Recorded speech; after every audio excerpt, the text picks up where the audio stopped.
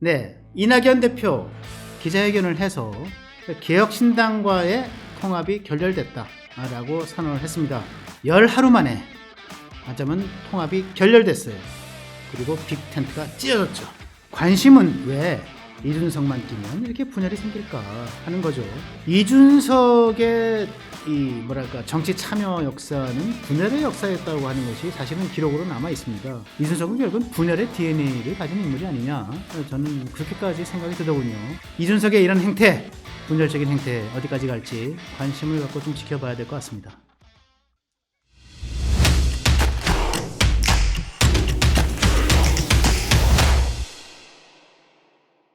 2024년 2월 20일 화요일 허민의 뉴스쇼 두 번째 소식은 열 하루 만에 깨어진 낙석연대.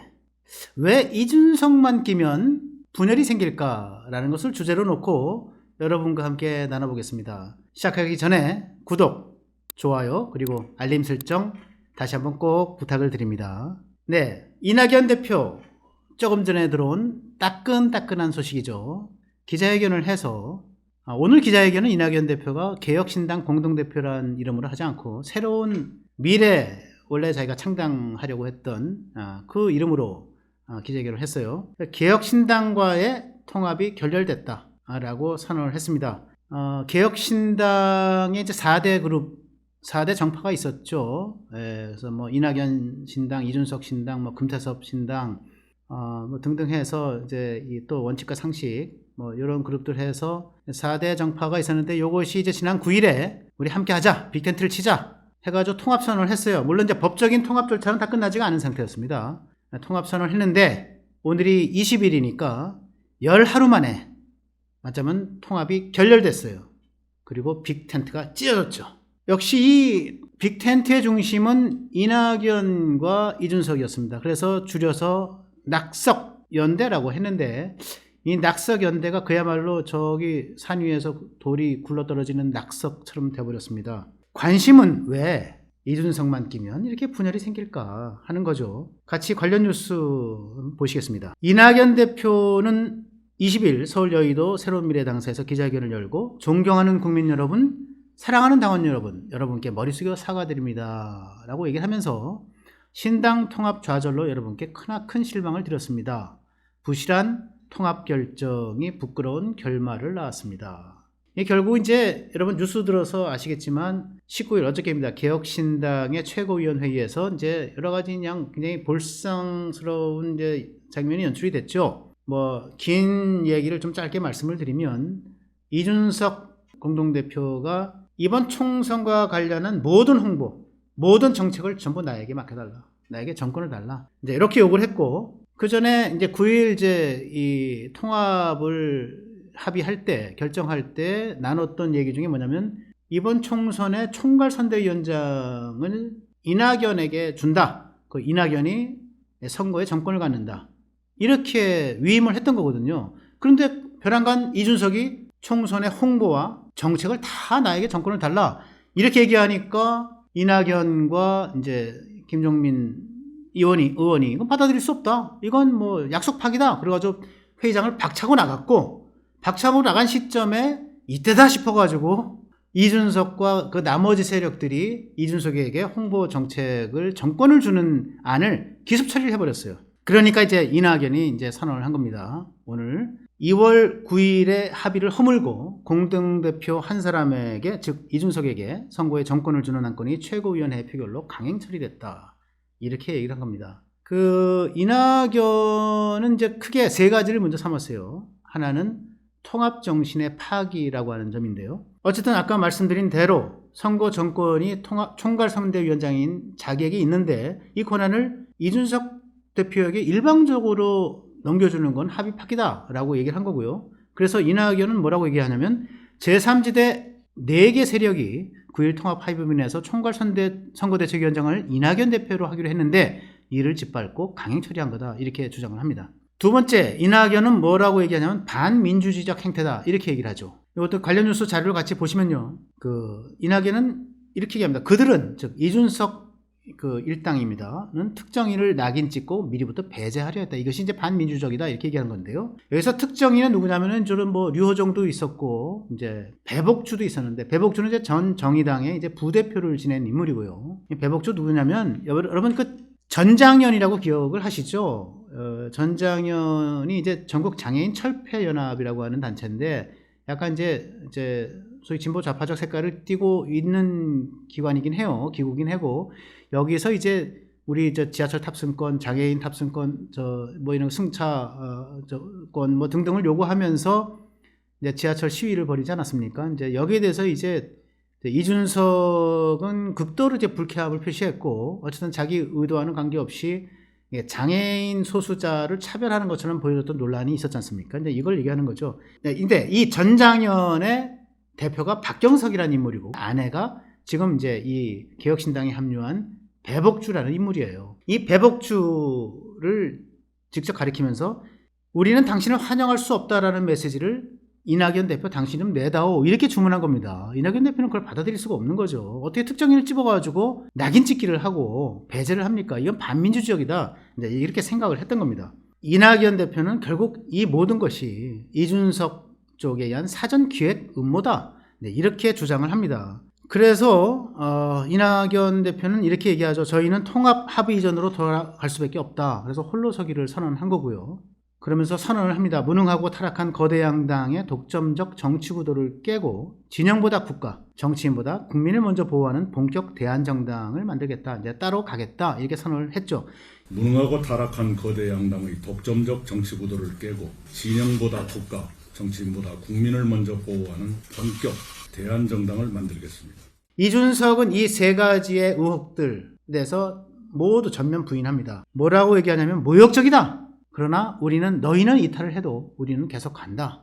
이렇게 주장을 합니다. 사실은 이제 이준석의 이런 주장과 관련해서 저희가 이제 염두에 두고 있는 관심을 갖고 있는 인물로 이제 김종인 대표 같은 인물이 있는데 이준석은 아마 이 김종인 전 민주당 비대위원장 또는 전 국민의힘 비대위원장을 지낸 이 김종인 대표에게 아마 이제 공천관리위원회 위원장, 공관위원장을 맡기려는 생각을 계속 가지고 있었던 것 같고 여기에 대해서 좀 껄끄럽게 생각하는 게 있었던 것 같아요. 이제 이낙연 쪽에서.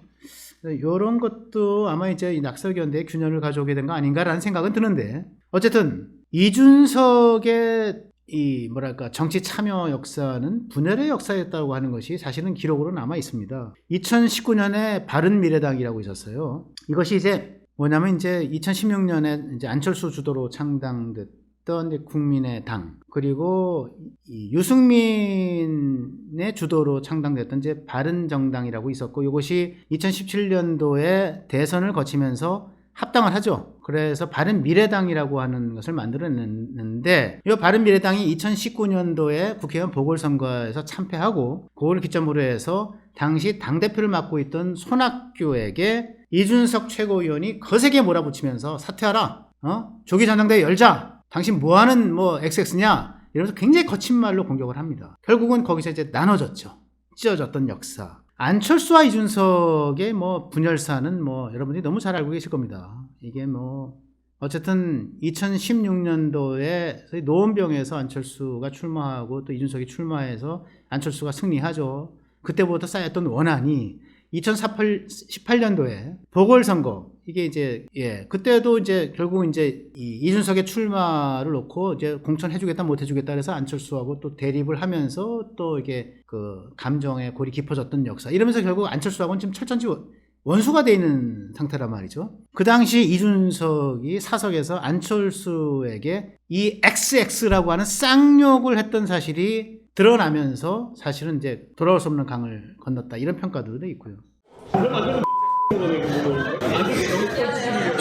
그리고 이제 2022년 말하자면 이제 이준석이 지금의 이제 집권여당 국민의힘의 당 대표로 있을 때 이제 윤석열 대통령이 취임하고 나서 굉장히 이제 또 거칠게 대립을 했잖아요. 그때 윤석열 대통령을 겨냥해서 뭐라 그랬습니까? 양도구육이다 이렇게 얘기해요. 양의 머리를 쓰고 개고기를 팔고 앉았다 이렇게 얘기를 하면서 비난하고 그러면서 그 이후로 이런 것들이 쌓여가지고 징계를 받고 그리고 이제 지난해 탈당까지 이르렀던 이런 이준석이 참여했던 정치의 역사는 모두 분열의 역사였다라고 하는 것을 알게 되는데요.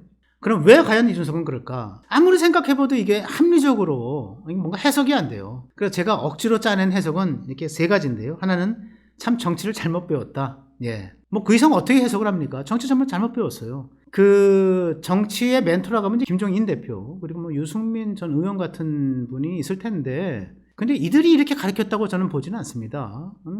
언제부터 이렇게 좀 왜곡됐는지 잘 모르겠는데 어쨌든 이게 이 중앙정치무대에 너무 일찍 들어왔어요. 사실은 이게 이준석이라는 인물이 중앙정치무대에 이제 얼굴을 드러내기 시작한 게 박근혜 당시 야당 비상대책위원회 시절입니다. 박근혜 비대위 때 이명박 정부 이게 말기죠. 2012년 1월 달에 출범한 보수 여당의 비상대책위원회 비대위원으로 들어옵니다.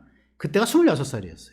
그때부터 이제 뭐 이제 조금씩 튀는 말들이 나오기 시작을 했던 건데 너무 정치에 일찍 입문해서 이제 스포트라이트를 받으면서 그때부터 좀 우쭐해진 감정이 이제 통제가 안 되고 그러면서 정치를 잘못 배운 거 아닌가 이런 생각도 들고요.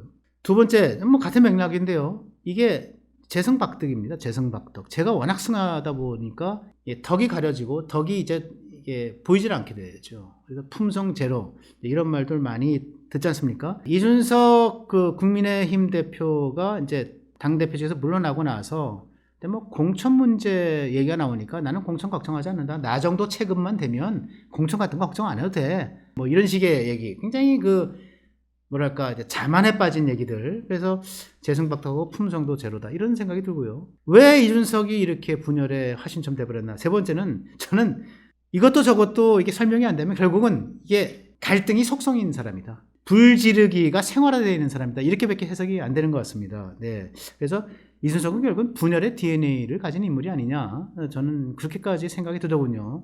뭐 이준석이 이 얘기를 들으면 혹시 기분이 나쁠지 모르겠는데 정말로 저는 이준석이 자기 자신을 한 번 더 냉철하게 돌아봐야 된다고 생각을 합니다. 제가 이 관련한 기사에 쓰여진 댓글 중에서 좀 재미있는 댓글이 하나 있어서 제가 가져와 봤는데요. 국민의힘이 대단하다는 걸 아셨죠? 이런 쓰레기를 댓글을 그대로 읽어드립니다. 이런 쓰레기 가로 열고 이준석이겠죠. 이런 쓰레기를 10년 동안 즉 2012년 새누리당 비대위원으로 들어온 이후를 얘기합니다. 이런 쓰레기를 10년 동안 국민의힘이 달래고 품었는데 고작 열흘 만에 쓰레기인 줄 알고 이제 나눠졌다 이런 얘기를 하는 겁니다. 그러면서 이제 이준석의 행태에 대해서 혀를 내두르겠죠. 이런 댓글이 달렸던 걸 봤어요. 장해찬이란 이제 이 청년직 최고위원을 지낸 인물이 있습니다. 지금 국민의힘에 이낙연에게 얼마 전에 이런 얘기를 했어요. 이준석의 맛 좀 한번 보시라. 우리만 당할 수는 없다. 그리고 그 맛을 이준석이 이낙연에게 보여준 것 같습니다. 이준석의 이런 행태, 분열적인 행태 어디까지 갈지 관심을 갖고 좀 지켜봐야 될 것 같습니다.